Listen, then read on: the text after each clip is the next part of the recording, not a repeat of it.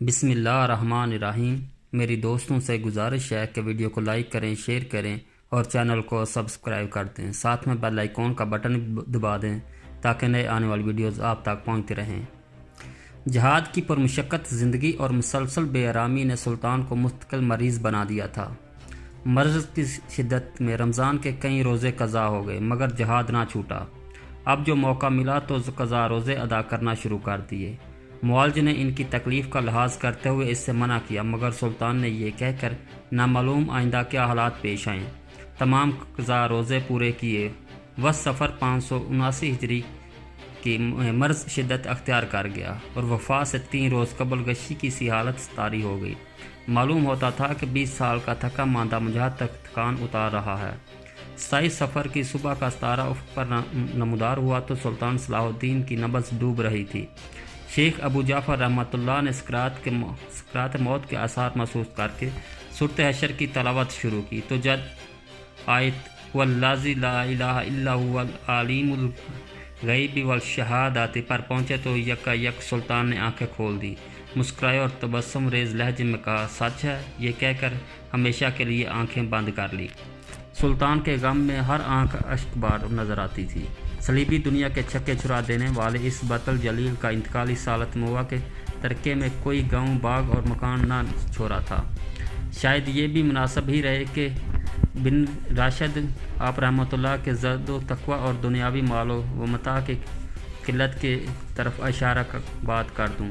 مجھے اتنا کہنا ہی کافی ہے کہ اس نے اپنے مولا سے اس حال میں ملاقات کی کہ ورثے میں کوئی میل چھوڑا اور نہ کوئی دنیاوی سرمایہ، بلکہ اتنی بھی رقم نہ چھوڑی جس میں زکوٰۃ واجب ہوتی، بلکہ وہ ساری دولت جو اپنے پیچھے چھوڑی وہ صرف 27 درہم ناصری اور 1 سونے کا دینار۔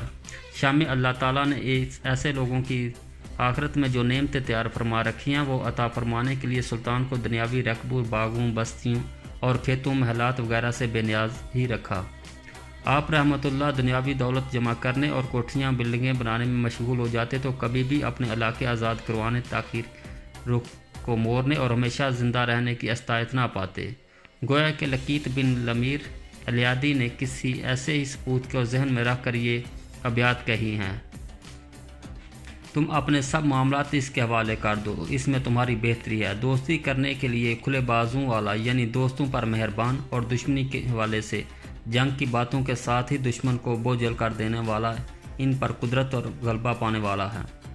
وہ دنیاوی ناز و نعمت پر اترانے والا، شیخ بگارنے والا بھی نہیں ہے، بلکہ یہ دنیاوی آسائشیں تو اس کی معاون و مددگار ہوتی ہیں، اور نہ ہی وہ ذرا برابر ڈرنے والا ہے۔ جب کوئی بڑی سے بڑی مصیبت بھی اس پر آن پڑے، راتوں کو بیدار رہنے والا بادار مغز ہے۔ تمہاری سوچیں اسے تھکا دیتی ہیں، تمہیں تباہ و برباد کرنے کے لیے سوچتا رہتا ہے، پھر دشمنوں پر حملے کرنے کے لیے نئے نئے راستے تلاش کرتا ہے، دشمنوں کو لاچار کیے رکھتا ہے۔ وہ تو نیند کا ذائقہ بھی تھوڑی دیر کے لیے چکھتا ہے، پھر اسے کوئی پروگرام ہی بیدار کر دیتا ہے۔ قریب ہی اس کا ستا سا غصہ دشمن کے مدقابل کی پسلیوں کو توڑ کر نہ رکھ دے تو اس کے مکمل غصے کی کیا کیفیت ہوگی۔ اس کا دنیاوی مال و متاع اکٹھا کرنا بھی تمہاری طرف سے مشغول تو نہ کر سکے گا، اور نہ ہی وہ نور و چشم صاحبزادہ غافل کر سکے گا جس کی رفعت و منزلت کا وہ طلبگار اور خواہشمند ہے۔ اگر کوئی عیب جو کسی روز اس کی بہادری کے سلسلے میں عیب جوئی کرے، میں تو صرف اس سے یہی کہوں گا کہ سونے سے قبل اپنے پہلوؤں کے لیے نرم بستر کو نرم و ملائم کر لینا۔ بڑے بڑے ناموروں نے اس سے بلند مقام حاصل کرنے کے لیے اس سے مقابلے کیے، لیکن ہر بار انہوں نے اس اپنے سے 2 ہاتھ آگے ہی بڑھنے والا پایا۔ میدان جنگ میں اس کی کیفیت یہ تھی کہ شرون خطرناک بیریوں اور درندوں کو اپنے جال میں پھانس لینے والا، وہ ایسا کہ تمام لوگوں کو چیلنج کر دیتے ہوئے دعوت مبارزت پیش کرتا ہے کوئی میرا مقابلہ کرنے والا؟ وہ تو ایسا ہی اگر حسب نسب کے معاملے میں سب لوگوں کے ساتھ قرآن اندازی بھی کرے تو قرآن صرف اس کے نام پر ہی نکلے گا۔ یہاں میں چاہوں گا کہ ایک سوال پوچھوں کہ عالم اسلام صلیبیوں کے بلا اسلامیہ میں ناپاک قدم رکھنے سے قبل جس حالت میں اس کے برعکس حالت جو ہم نے ابھی دیکھی اس کی طرف کیسے منتقل ہو گیا؟ جن حالات کے سائے تلے صلاح الدین ایوبی صلیبیوں سے فلسطین آزاد کروانے کی ہمت پا سکا، سور اور یافا کے درمیان پر چھوٹے دائروں میں انہیں دھکیلنے میں کامیاب ہو سکا، انہیں مزید دور دراز علاقوں تک اتارنے کے لیے جسے موت نے مزید مہلت نہ دی، یہاں تک کہ یہی شان اللہ تعالیٰ نے اشرف الخلیل بن کلادون کی قسمت میں لکھی، جو 690 ہجری میں مقام 1291 میں صلیبیوں کے آخری قلعے اور پناہ گاہ عقا پر قابض ہو گیا۔ شاید کہ اس سوال کا یہی جواب ہے کہ تاریخ بھی ایک طرح سے ماں ہے جس سے کچھ عرصے بعد پیدائش ہوتی رہتی ہے، جس پیدائش کے بعد سنت الہیہ مضبوط ہوتی ہے، اور بالکل انسانی پیدائش ہی کی طرح جب اس تاریخ پیدائش کا وقت واضح قریب آ جاتا ہے تو کوئی بھی اللہ کے حکم اور اس کی تقدیر کو روک نہیں سکتا۔ بے شک یہ بھی اللہ کی سنتوں یعنی حکمتوں کا حصہ ہے، اس سے تعصب رکھنے والا کوئی بھی نہیں ہے۔ جیسے عورتوں کے رحم سے نامولود بچے دنیا میں آتے ہیں اور اس طرح تاریخ کے رحم سے بڑے بڑے واقعات جنم لیتے ہیں۔ یہ واقعات تاریخی رفتار کے ساتھ ساتھ دوسرے واقعات سے جنم لیتے ہیں۔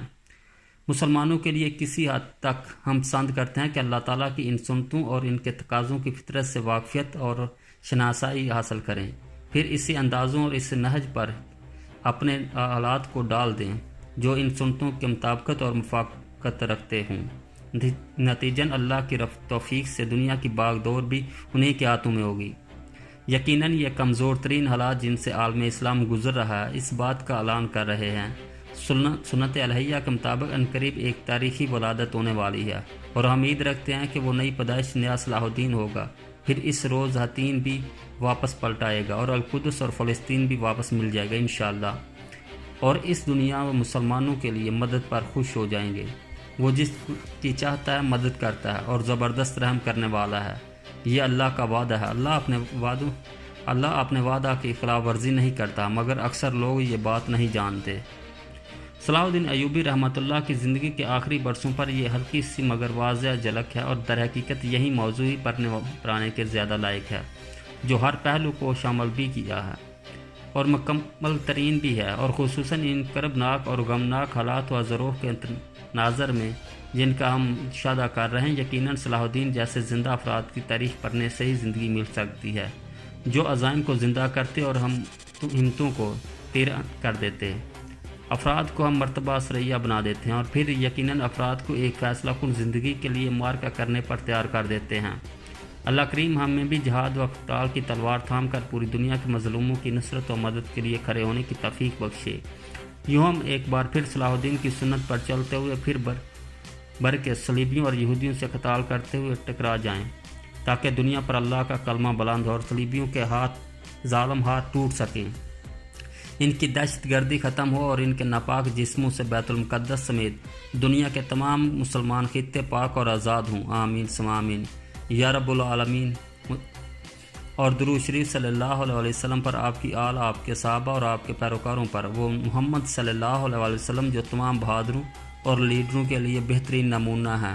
ورحمۃ اللہ صلاح الدین، اور رحمت فرمان اللہ تعالیٰ صلاح الدین رحمۃ اللہ پر اور لوگوں کے پڑوس میں اسے جگہ نصیب فرمائے جن پر اللہ تعالیٰ نے انعام فرمایا ہے۔